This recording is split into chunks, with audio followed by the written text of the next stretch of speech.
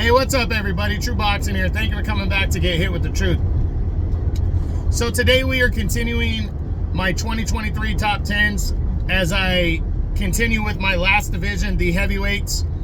And we will talk about the fighters that are on the bubble.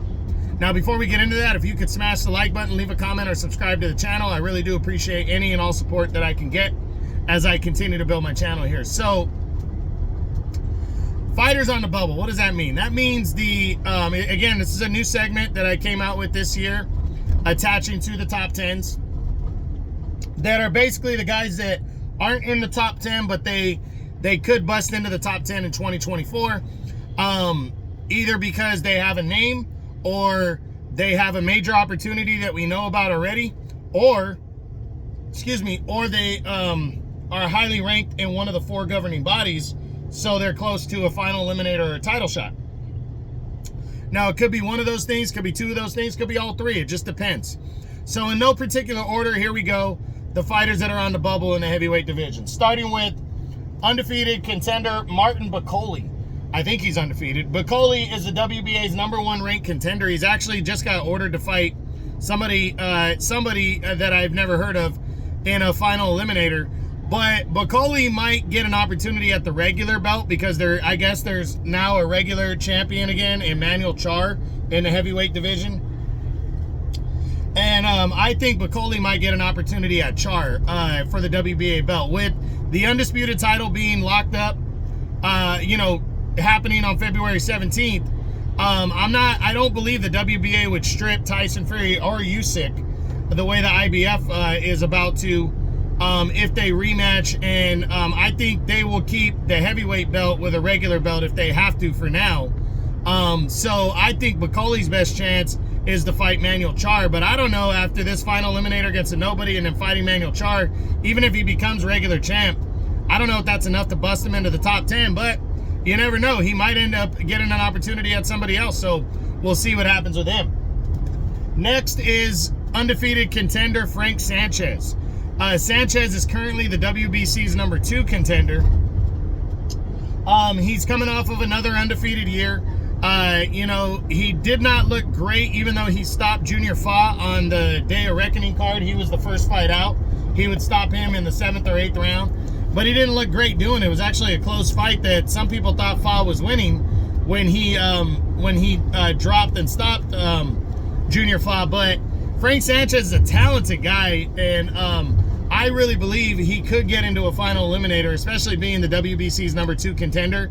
I think this is the year, since this is a year of undisputed in heavyweight, I think there's a good chance that the governing bodies start ordering final eliminators to determine the top challengers moving forward once the smoke clears from Usyk and Fury. So we'll see.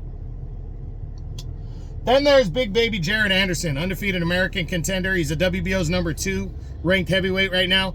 I really believe Jared Anderson could get an opportunity this year against one of the top 10 heavyweights. He's ready. He's an attractive fight. He's a banger. So I think that really makes him a fight where people are going to have to go through. And then him ranked #2, as I just said, when I was talking about Frank Sanchez, I really believe this is going to be, since this is a year of undisputed, they might be ordering fights, or your final eliminators, or ordering the new champions when the smoke clears from Usyk and Fury to fight.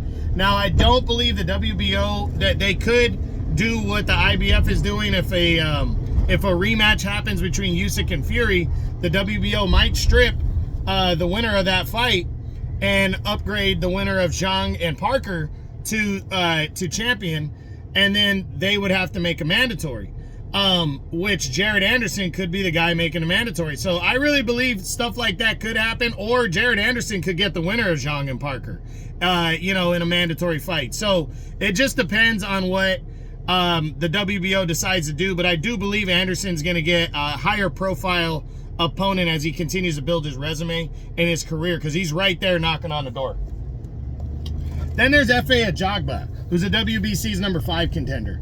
I honestly believe in my heart that Jared Anderson should fight Efe Ajagba, because they are basically top ranked 2 kind of prospect contender heavyweights. I wouldn't call them prospects necessarily anymore, but they are the two guys that are banging around right there in the heavyweight division for top rank.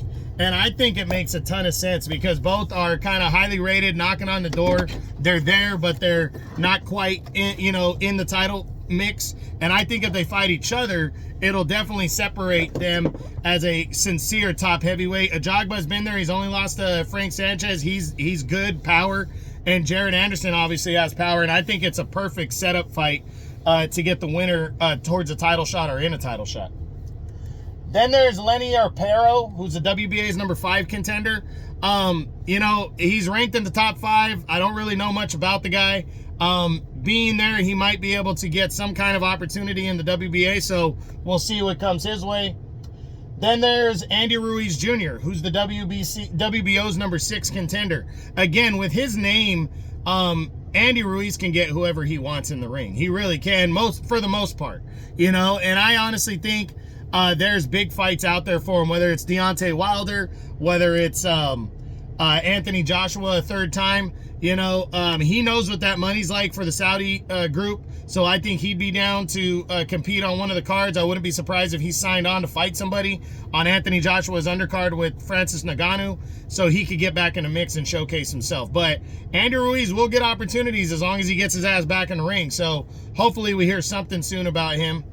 And then finally, it's Francis Ngannou. He's the WBC's number 10 contender. I know this seems like a joke, but he's getting a big opportunity against a top 3 heavyweight in Anthony Joshua in March. And that's a big fight right there. And if he can beat Joshua, would be huge. He definitely bust into the top 5 because of his performance against Tyson Fury. But if he even holds his own the way he did against Fury, Francis Ngannou will have earned a top 10 spot by going in against 2 of the top 3 heavyweights in the world and fighting tough and close. So I personally think Anthony Joshua is going to break down Ngannou and stop him.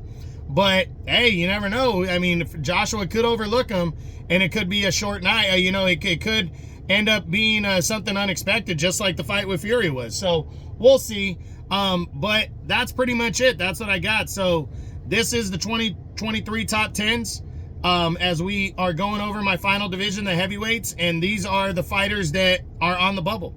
I hope you enjoyed the video. If you did, smash the like button, leave a comment, or subscribe to the channel. I appreciate any and all support. This is True Boxing. You've been hit with the truth.